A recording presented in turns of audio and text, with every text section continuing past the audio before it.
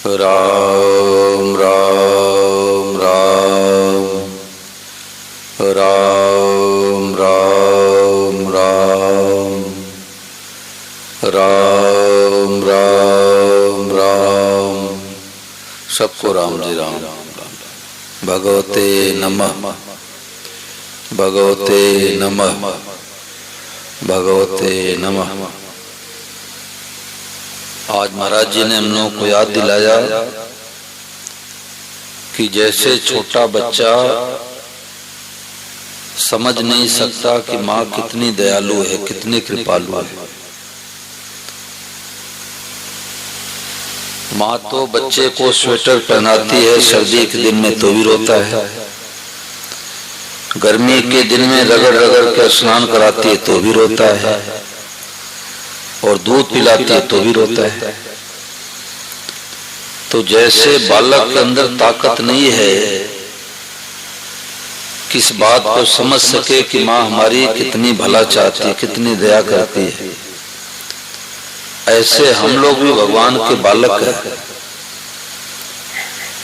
भगवान की कितनी बड़ी कृपा है इस बात को मान सकते, जान नहीं सकते, कोई नहीं जान सकता। भगवान ने मानव से दिया, भारतवर्ष में दिया, और ऐसे धार्मिक प्रांत में दिया।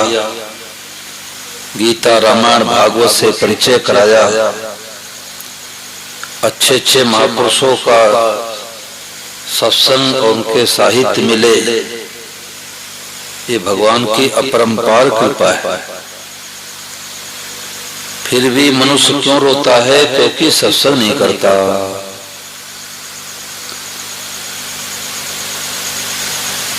जैसे भूख लगी है पेट में और कोई हलवा सीरा बांधे पीठ पर तो क्या भूख मिट जाएगी? भूख तो तब मिटेगी जब हलवा पेट में जाएगा। ऐसे जीव की मांग क्या है? भगवान मीठे लगे, भगवान प्यारे लगे, भगवान अच्छे लगे, भगवान की कथा अच्छी लगे, सत्संग अच्छा लगे।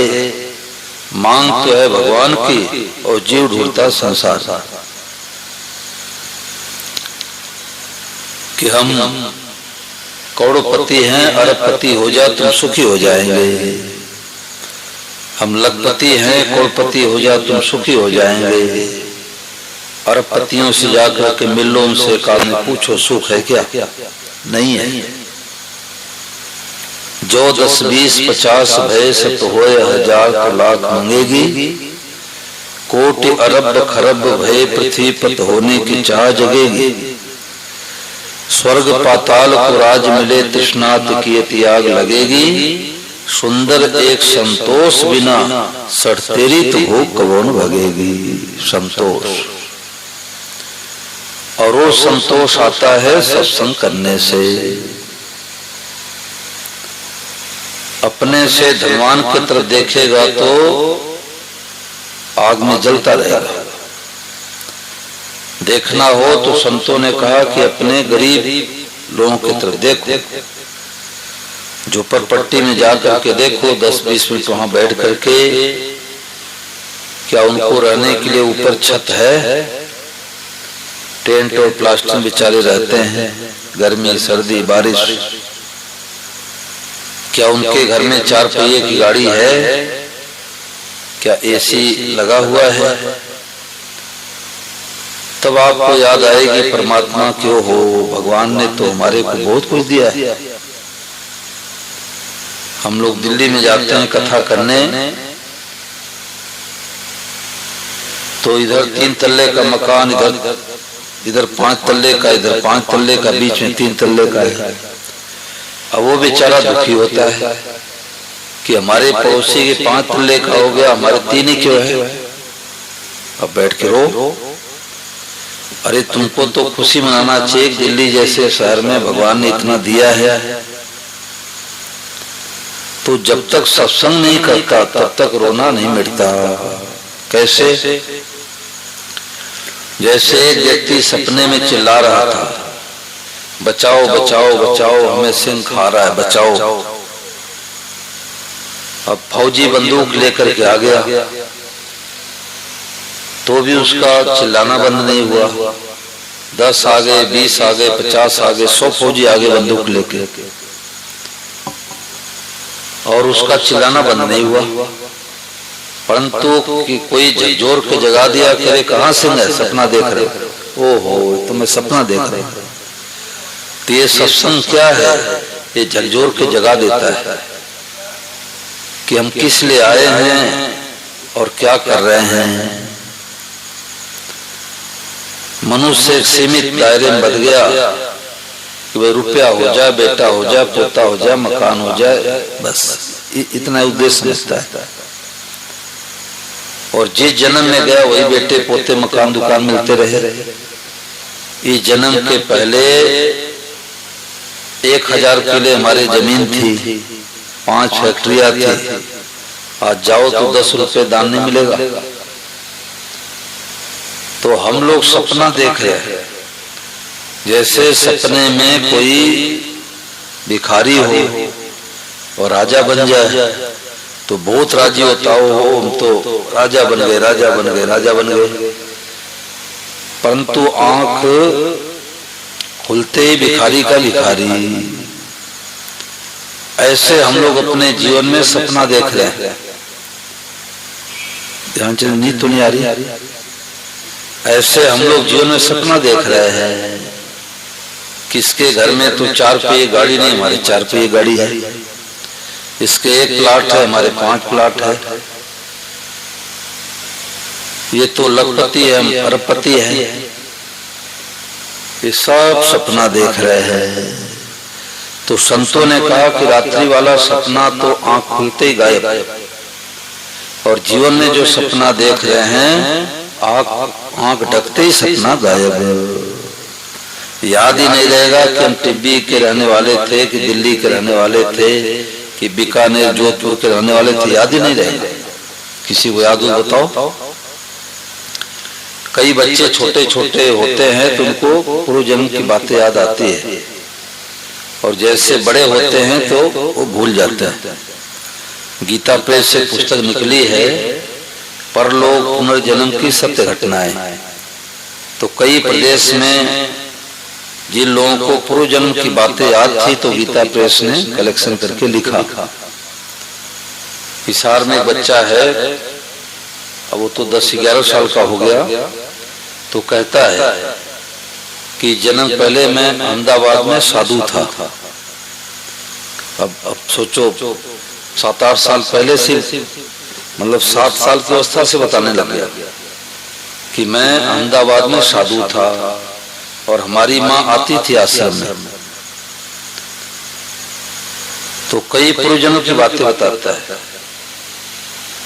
ऋषिकेश में बालक था तो वो गंगा जी में स्नान करने नहीं जाता था।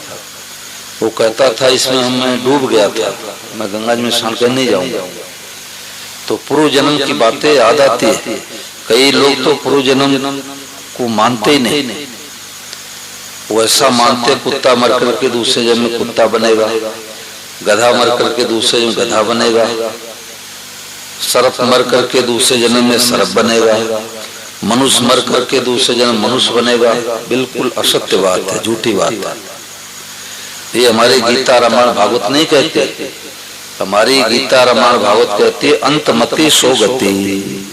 मरते समय आपका चिंतन जहां होगा उसी योनि में जाना पड़ेगा। गुरु नानक जी महाराज कहते हैं कि माया में रह जाए वासना तो अजगर दे धरासी।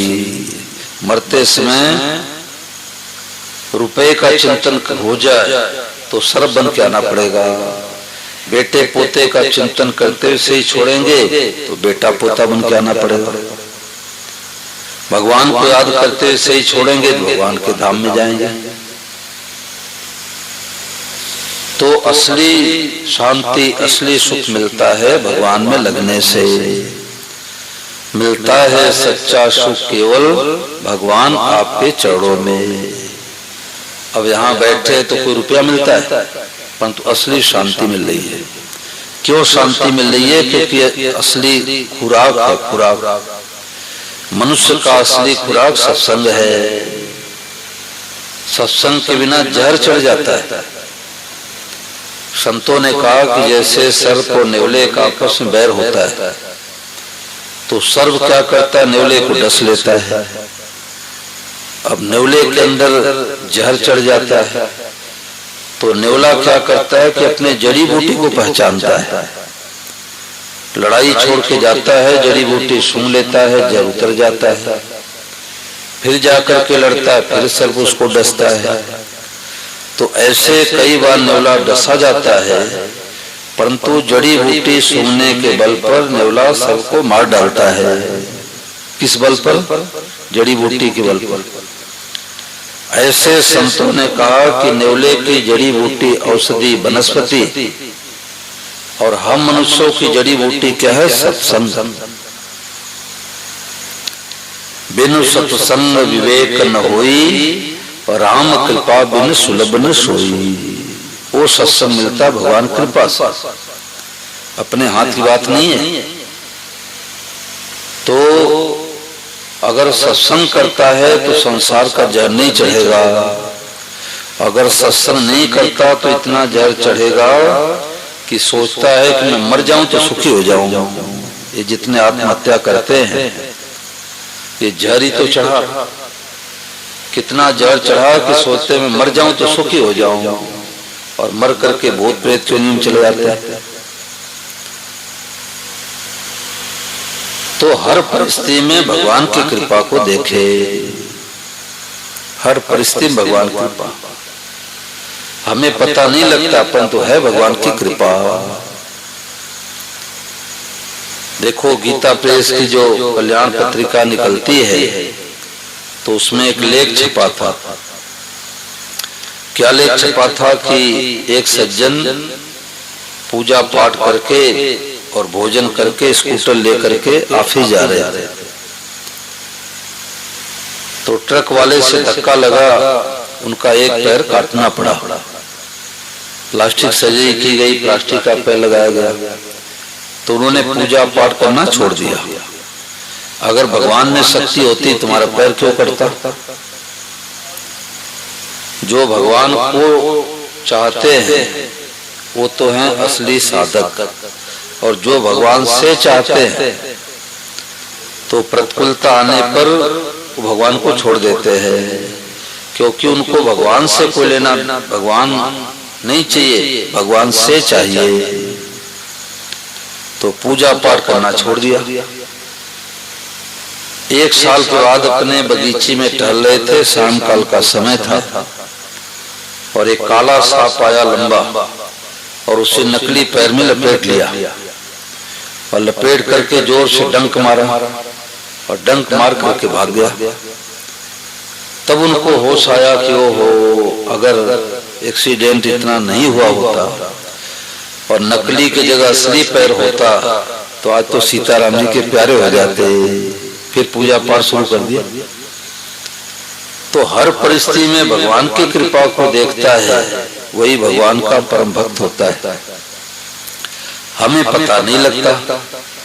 अब बालक कैसे पता लगे कि माँ हमारा हित करती है, ही चाहती है? ऐसे हमको पता नहीं लगता, परंतु हर परिस्थिति में भगवान कृपा है। अनुकूलता प्रतिकूलता दोनों में सम रहो, मंगलमय विधान मान लो, बस हो गया भजन। संतों ने कहा कि अनुकूलता वे चाहे प्रतिकूलता वे, हर परिस्थिति में भगवान की कृपा। हमारे को महाराज जी पुस्तक मिली थी 88 में, तो लगभग 36 साल पहले।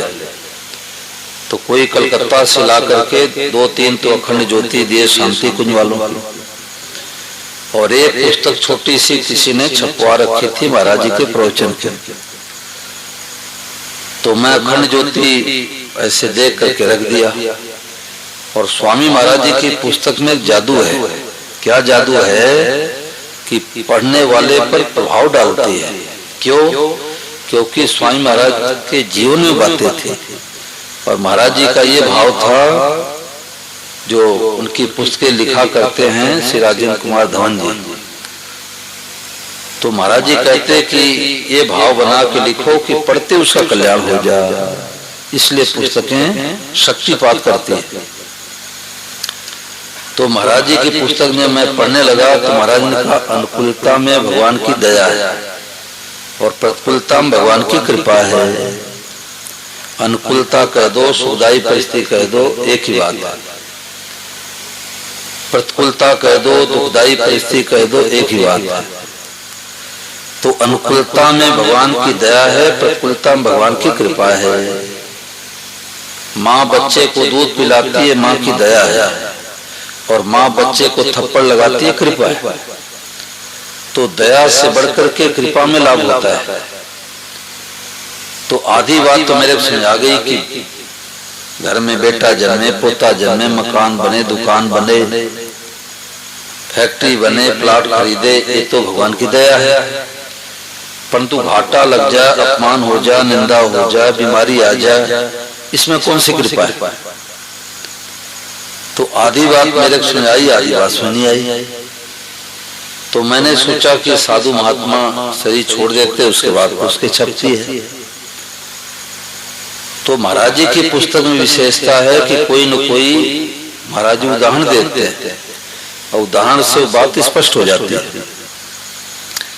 तो महाराज जी ने आगे क्या लिखा कि जैसे कई बच्चे मैदान में खेल रहे हैं और किसी माँ के हृदय में दया उमड़े कि बच्चा कुछ खाया पिया नहीं और चला गया विद्यालय और कई बीमार न पड़ जाए, तो माँ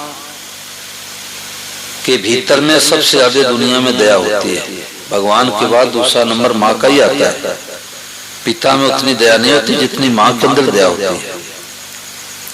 इसलिए कई शास्त्रों में 100 गुना, कई 1000 गुना पिता से बढ़कर के माँ का दर्जा दिया गया है। तो महाराज जी ने कहा कि माँ क्या करती, लड्डू लेके जाती है साड़ी के आंचल में, और वहां देखती कई बच्चे खेल रहे हैं, तो आधा लड्डू तो फोड़ करके अपने बेटे को देती है और आधे लड्डू को फोड़ फोड़ करके थोड़ा थोड़ा सब बच्चों को पकड़ा देती है। परंतु यदि सब बच्चे उदंता करे तो थप्पड़ किसको लगाएगी भाई? अपने को। दूसरे को लगावे तो लड़ाई होने लग जाए कि तुम्हारे बेटे को थप्पड़ लगाने वाली कौन है। यही बात लगती है। यही बात लगी कि अनुकूलता में भगवान की दया है, प्रतिकूलता में भगवान की कृपा है। तो वास्तव में अनुकूलता में मनुष्य गफलत करता है, अभिमान में फूलता है और भगवान को भूलता है, और प्रतिकूलता में भगवान की मीठी मीठी याद आती है। प्रतिकूलता में जितनी उन्नति होती है, अनुकूलता में उतनी उन्नति नहीं होती। स्वामी महाराज कहते ज्यादा धनी व्यक्ति सत्संग में नहीं आ सकता। क्यों? उसको तो एसी चाहिए, कूलर चाहिए, उसको तो चाहिए कि जहाँ पटका पहनावे, जहाँ पर उसका नाम बोला जाए। तो ज्यादा धनी व्यक्ति भी सत्संग नहीं आ सकते और बहुत गरीब है वो भी नहीं आ सकते। वो प्लास्टिक चुनते रहते हैं, 200-500 रुपए कमाया, रोटी खाया, मर गया, पिया, सो गए। बीच वाले सत्संग में लगते हैं। तो हर परिस्थिति में भगवान की कृपा। एक राजा के पास मंत्री था, तो जो भी परिस्थिति आती तो मंत्री कहता राजन भगवान कृपा हो गई, भगवान कृपा हो गई, भगवान का मंगल में विधान है, आनंद हो गया, मौज हो गई। तो एक दिन राजकुमार बीमार हो गया। तो जब राजकुमार बीमार हुआ तो राजा बड़ा दुखी हुआ। तो मंत्री महोदय आए। मंत्री महोदय बोले कि राजन क्या बात है, बड़े दुखी हो? बोले बेटा बीमार हो गया। बोले भगवान की कृपा है। तो राजा को गुस्सा आया कि हमारा तो बेटा बीमार पड़ा है और इसको भगवान कृपा दिखाई दे रही है, क्या कृपा है? तो मंत्री ने कहा कि देखो, कोई गाड़ी मोटर लेके जाता, 19-20 घटना भी घट सकती थी। तो कोई बात नहीं, अच्छे डॉक्टर वैद्य को बुलाओ, बीमारी इलाज कराओ, बीमारी ठीक हो जाएगी। तो वैद्य जी को बुलाए, वैद्य जी दवा दिए, बीमारी ठीक हो गई। कुछ दिनों के बाद रानी का हार्ट अटैक हो गया। अब राजा फूट फूट के रोने लग गया, हमारी रानी मर गई, हमारी रानी मर गई। मंत्री को पता लगा, मंत्री आया, बोले राजन भगवान कृपा हो गई, भगवान का मंगल विधान है। आनंद हो गया, मौज हो गई। राजा को गुस्सा आया, मूर्ख मंत्री है, बेटा बीमार हो जाए भगवान कृपा, पत्नी चली जाए भगवान कृपा, क्या भगवान कृपा है? तो मंत्री कहने लग गया कि देखो आपने उसको मारा नहीं, उसने सुसाइड आत्महत्या किया नहीं, गिनती के श्वास मिले थे, आयु खत्म होते ही चली गई, और उसके पीछे गीता रामायण का पाठ कराओ, सात तर्पण करो, जो करना चाहिए, गरीबों को मिठाइयां बांटो। स्वामी महाराज कहते कोई परिजन की मृत्यु घर में हो जाए तो गरीब बस्तियों में जाकर के बच्चों को मिठाइयां बांटो, गौशाला में जाकर के गोमाता की सेवा करो, तो गोमाता प्रसन्न होगी, बच्चे प्रसन्न होंगे, तो आपका शोक मिटेगा। ये शोक मिटाने का उपाय है। तो राजा ने सोचा कि बात तो ठीक है, रोने से क्या फायदा है। मंत्री ने कहा कि रोने से रानी जीवित हो जाए तो हम भी आपकी सहायता करें, हम भी रोने लग जाए। कुछ दिनों के बाद मंत्री महोदय एक तलवार खरीद के लाए और राजा उसका धार देखने लग गया। धार देखते देखते उंगली के 2 टुकड़े हो गए। अब राजा फूट फूट कर रोने लग गया है, हमारी उंगली कट गई है, हमारी उंगली कट गई। मंत्री को पता लगा, मंत्री आया, बोले राजन भगवान कृपा हो गई, आनंद हो गया, मौज हो गई। राजा को गुस्सा आया, मूर्ख मंत्री है, इसको देश से बाहर निकालो। बेटा बीमार हो जाए भगवान कृपा, पत्नी चली जाए भगवान कृपा, उंगली कट जाए भगवान कृपा, क्या भगवान कृपा है? सेवकों से कहा कि इसको धक्का देके देश से बाहर निकाल दो, मूर्ख मंत्री है। अब मंत्री महोदय को धक्का देकर के निकाला गया। मंत्री महोदय जाते आते बोले भगवान कृपा हो गई, भगवान कृपा हो गई, आनंद हो गया, मौज हो गई। इधर राजा शिकार खेलने के लिए जंगल में गया तो डकैत लोग इंतजार कर रहे थे, बत्तीसा की बलि चढ़ानी है। बत्तीसा मतलब हम मनुष्यों के ऊपर नीचे मिला के 32 दांत होते हैं। तो डकैत ठहरे, तामसी पूजा करने वाले ऐसे ही करते हैं कि भैरव बाबा को शराब चढ़ा दो, चंडी माता को मुर्गा बकरे चढ़ा दो। तो ये तामसी पूजा, इससे न अपने को लाभ होता है न दूसरे को लाभ होता है। कोई भी देवी देवता, कोई भगवान जीव हत्या स्वीकार नहीं करते। ये खाने व पीने वालों का एक तरीका है। तो डकैतों ने पकड़ लिया कि नर बलि देना है, इसको बलि चढ़ा दें, जिससे डकैती मारे तो पकड़े नहीं जावे। तो डकैतों ने पूछना शुरू किया कि तुम्हारी पत्नी है? बोले पत्नी मर गई। साथियों ने कहा कि देखो मरने से डरता है, इससे झूठ बोलता है, देखो कि इसका अंग भंग तो नहीं है, हाथ फैलाओ, अरे इसके तो 10 की जगह 9 उंगलियां हैं, छोड़ो छोड़ो, ये तो बलि देने योग्य नहीं है। अब राजा को होश हुआ कि वो हो, अगर रानी मरी नहीं होती, उंगली कटी नहीं होती, तो आज तो गला ही कट जाता। जल्दी जल्दी आया, सेवकों को दौड़ाया कि जाओ उस समझदार मंत्री को ढूंढ के लाओ। चारों दिशाओं में घोड़े पर सवार होके गए सेवक लोग और मंत्री को बैठा के लाए। तो मंत्री कहने लग गया कि राजन भगवान कृपा होगी, भगवान कृपा होगी। राजा ने कहा ये बात तो मेरे को समझ आ गई, ये बात मेरे को समझ आ गई कि हर परिस्थिति में भगवान कृपा थी, परंतु एक बात समझ आई कि जिस समय तुमको धक्का देकर के देश से बाहर निकाला, तुमको रोना चाहिए, गिड़गिड़ाना चाहिए, दुखी होना चाहिए, परंतु तुम तो प्रसन्न मुद्रा में कहते हो भगवान कृपा होगी, भगवान कृपा होगी। क्या भगवान कृपा है? तो मंत्री कहने लग गया कि राजन आप शिकार खेलने जाते और मैं भी होता तो हमारे को ले जाते, नहीं जाते? बिल्कुल ले जाता। आपका घोड़ा तेज था तो क्या हमारा घोड़ा कमजोर था? बोले न, जैसे हमारा घोड़ा तेज था वैसे तुम्हारा घोड़ा तेज होता। तो मंत्री कहने लग गया कि हम दोनों डकैतों के चंगुल फंस जाते और आपकी तो पत्नी भी नहीं, उंगली भी कटी थी, और हमारे घर में पत्नी मौजूद, हमारे कोई अंग भंग नहीं था, तो आप तो बच जाते, हमारा गला कट जाता।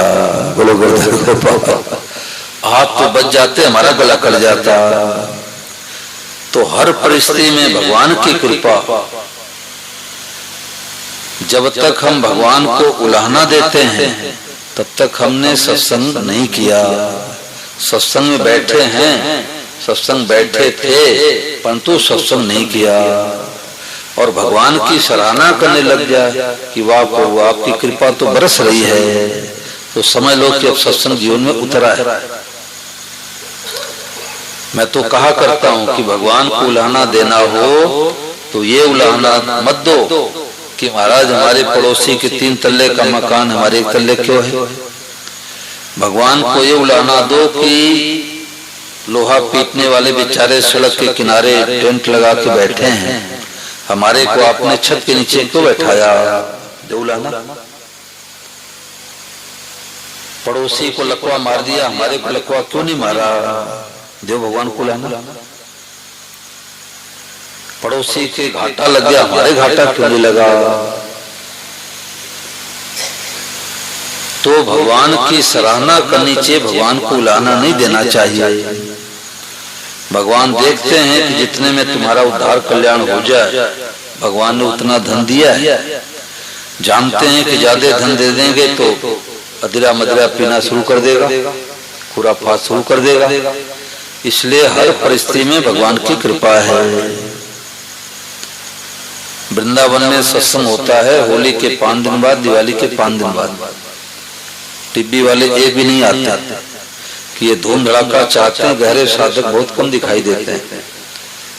तो वृंदावन में सत्संग होता है, वहां स्वामी महाराज जी के प्राय सब साधक पहुंचते हैं। और वो सत्संग कौन कराते हैं, वो गृहस्थ में रहने वाले श्री राजेंद्र कुमार धवन जी, जो कि महाराज जी की सब पुस्तकें उन्होंने लिखी है। तो 16 साल की उम्र से महाराज जी के पास में वो आ गए थे। घर गृहस्थी बसाए, गृहस्थी हैं, और इस समय लगभग 75 साल की उम्र है। तो पूरा जीवन उन्होंने लगा दिया। तो हम लोगों के मन में कोई शंका होती है तो उनसे समाधान कराते हैं, तो वो सत्संग कराते हैं। तो उन्होंने एक ऐसी बात बताई जो हमारे को 35 सालों में नहीं मिली थी। बार बार सत्संग करने से उधर दृष्टि जाती है। तो उन्होंने क्या बात बताई, उन्होंने कहा कि हर मनुष्य के जीवन में 2 खाई है, 2 गड्ढे हैं। हर भाई बहन के, साधक के, साधिकाओं के जीवन में 2 गड्ढे खाई है। एक निराशा की खाई, एक अभिमान की खाई। तो अपने कमियों की तरफ देखेगा तो निराशा खाई गिरेगा। कितने वर्ष हो गए, हमारा अभी गुस्सा क्यों नहीं ठीक हुआ, हमारे अंदर काम को लोमो क्यों आ गया, तो निराशा खाई गिरेगा। अपने में अच्छाइयां देखेगा कि ये तो 7 बजे तक सोते हैं, 4 बजे उठ जाते हैं, ये पूजा पाठ नहीं करते हैं, पूजा पाठ करते हैं, ये सत्संगी नहीं सत्संगी हैं, तो कहाँ गिरेगा, अभिमान के खाई में। यानी कमियों की तरफ देखेंगे तो निराशा खाई में गिरेंगे, अपने अच्छाइयों की तरफ देखेंगे तो अभिमान के खाई में गिरेंगे। तो क्या करे, भगवान की कृपा की तरफ देखे, हमारे ऊपर भगवान की कृपा है। ऐसी विलक्षण बातें मिली, हमारे को 35 सालों में दृष्टि नहीं गई। और नहीं तो अच्छे अच्छे साधक जो है, कभी निराशा कभी अभिमान, कभी सुखी कभी दुखी। अरे भाई, हर परिस्थिति में भगवान की कृपा है। भरत जी महाराज जब राम जी को मनाने के लिए जाते हैं तो उनकी 3 दशा हो रही है। जब माँ की याद आती है कैकेयी की तरफ कि हमारी माँ ने तो भैया राम जी को 14 वर्ष के लिए वनवास में भेजा, तो उनके पांव पीछे होने लग जाते हैं। और जब अपने तरफ देखते हैं कि हमारे कारण से तो माँ ने वरदान दिया भैया को, तो रुक जाते हैं। और जब समझत रघुनाथ स्वभाव, तब पथ परल उताइल पाओ। जब राम जी के कृपा की तरफ देखते हैं, राम जी के स्वभाव की तरफ देखते हैं, तो जल्दी जल्दी चलने लग जाते हैं। तो साधकों को चाहिए ये बात सत्संग मिली कि न तो अपने कमियों की तरफ देखे, कमी देखेगा तो ऐसा खान जाएगा, और न तो अपने अच्छाइयों की तरफ देखे। ये जो अच्छाइयां आई है भगवान की कृपा से आई है। और भगवान की कृपा को नहीं मानेगा तो ईमान से बच नहीं सकता। तो हर परिस्थिति में जो भगवान की कृपा को देखता है वही वास्तव में भगवान का भक्त होता है। तो भगवान से मांगो तो यही मांगो कि मेरी चाही मत करो मैं मूर्ख ज्ञान, तेरी चाही में प्रभु है मेरा कल्याण। अभी तो सालासर भी जाते हैं, भूखे प्यासे जाते हैं, लेट करके भी जाते हैं, परंतु सालासर से कोई लेना देना नहीं है। बेटा हो जा, पोता हो जा, मकान हो जा, दुकान हो जा, तो हमारे भक्ति रूपी पात्र में छेद है। तो भगवान का प्रेम कैसे मिलेगा? भगवान से मांगो तो भगवान के चरणों का प्रेम मांगो। हे नाथ आप मुझे मीठे लगो, प्यारे लगो, अच्छे लगो। ये सुबह जो 5 बजे की प्रार्थना होती है कि हे नाथ यदि मैं सुख चाहूं तो हमारे को दुख दे दो, स्वर्ग चाहे तो हमारे को नरक दे दो। हैदराबाद में एक माता जी बोली कि महाराज जी जब ये प्रार्थना आप करवाते हो तो उसमें मैं चुप हो जाते हो, क्यों? क्या पता सुबह सुबह हम भगवान से नरक मांगे, नरक दे दे तो? ये बुद्धि लगा दी ना, अपनी बुद्धि लगा दी। आगे क्या लिखा उधर दृष्टि नहीं गई, परंतु आप मुझे मीठे लगो, आप मुझे प्यारे लगो। अब रेलवे क्रॉसिंग पर कई जगह लिखा होता है रुको। रुको का मतलब बाइक खड़ी करके वही सो जाओ। अरे रुको, देखो किधर हनुमानगढ़ की तरफ से तो ट्रेन नहीं आ रही है, उधर हिसार की तरफ से तो ट्रेन नहीं आ रही है, जाओ। तो ऐसी गहरी बातें जब तक गहरे सत्संग में नहीं उतरते तब तक इस बात को पकड़ नहीं सकते। छत्तीसगढ़ में एक पंडित जी बोले ये तो प्रार्थना साधुओं के लिए है, साधु मरे जीवे नरक में जावे, उनको कोई रोने वाला नहीं है, गृहस्थियों के लिए नहीं है। तो मैं समझ गया कि अभी इनको सत्संग मिला नहीं है। उत्तर प्रदेश में प्रिंसिपल रिटायर ब्राह्मण हमारे कमरे में आए, एक गीता जी पुस्तक लेकर। उस समय स्वामी महाराज का शरीर था शायद, तो उन्होंने कहा कि महाराज जी से कहो कि ये बात हटा दें कि स्वर्ग चाहे तुम्हारे को नरक दे दो और सुख चाहे तुम्हारे को दुख दे दो। ये तो महाराज जी ने भूल से लिखा दी। हमने कहा क्षमा करना, तुम्हारे पिता तुल्य हो, ये बुद्धि का ईमान आपको नरक में ले जाएगी। महाराज जी कोई भांग खा के नशा खा करके पुस्तक नहीं लिखवाते थे, एक एक बात को 12-12, 15-15 बार सुनते थे, और जब महाराज जी की स्वीकृति होती तब पुस्तक छपती थी। तो गहराई से जब तक सत्संग में नहीं उतरते तब तक बातें बैठती नहीं। अब देखो एक दो लोग बैठे थे और बीच में चले गए, इससे बढ़ के क्या काम हो सकता है? कोई भी काम करो 15 मिनट बाद कर लो। स्वामी महाराज जी से किसी ने पूछा कि महाराज जी 5 बजे की प्रार्थना आपकी जब होती है, सत्संग होता है, और उस समय हमारा नित्य नेम का समय रहता है, पूजा पाठ करता हूँ, गीता रामायण पढ़ता हूँ। तो महाराज जी ने कहा नित्य नेम तो 5 से 6 के आगे भी कर सकते हो, पीछे भी कर सकते हो, परंतु सत्संग तो अपने समय पर चलेगा। तो जो सत्संग को महत्व नहीं देते उनके जीवन में सत्संग नहीं उतरता। ऊपर ऊपर से करते हैं सत्संग, भीतर से सत्संग करेगा तो सत्संग को छोड़ नहीं सकता। नोहर में सत्संग चल रहा था स्वामी महाराज जी का, हम और स्वामी विजयानंद महाराज और श्री आनंद जी महाराज, ये तीनों घूमने के लिए गए। श्री आनंद महाराज का स्वभाव है कि सत्संग के बाद बहुत दूर तक घूमने चले आते हैं। तो चर्चा करने लगे तो आने में विलम्ब हो गया और महाराज जी का सत्संग शुरू होने वाला था। तो श्री आनंद महाराज विजय महाराज जी का हाथ पकड़े और सर पर दौड़े वहां से। स्वामी विजयानंद महाराज जी का हाथ पकड़े, सर पर दौड़े वहां से, चलो चलो नहीं तो सत्संग छूट जाएगा। तो मैंने सोचा कि इतने वर्षों सत्संग सुन ही रहे हैं, अगर 10 मिनट आधे घंटे लेट पहुंचे क्या फर्क पड़ेगा? परंतु ये सत्संग को महत्व देना है कि पता नहीं कौन सी बात महाराज जी सुनावें और ये बात छूट जाए।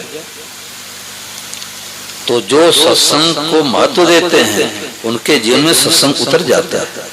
और जो सुबह की प्रार्थना है तो खास साधकों के लिए, जो भगवान की प्राप्ति का लक्ष्य जिनका बना है, उन साधकों के लिए बातें हैं। बाकी बेचारे क्या समझेंगे इस बात को? तो सुबह की प्रार्थना में बहुत मारी बातें चलती है, महाराज जी की वाणी ऐसे सुनने को मिलती है, उससे बहुत लाभ होता है।